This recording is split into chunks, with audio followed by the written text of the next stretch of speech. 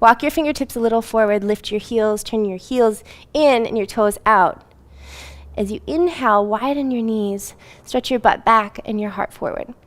And as you exhale, round your spine, keep your heels lifted, and pull your whole front body to your back body. Inhale, heart forward, butt back. Exhale. One more time, inhale. And exhale.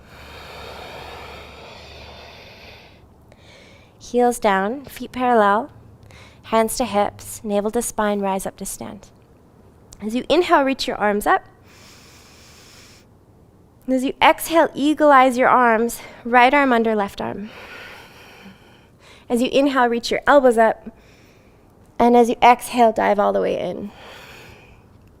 Now, see if you can stretch your fingertips forward and just drop your head for a moment, just for one breath here.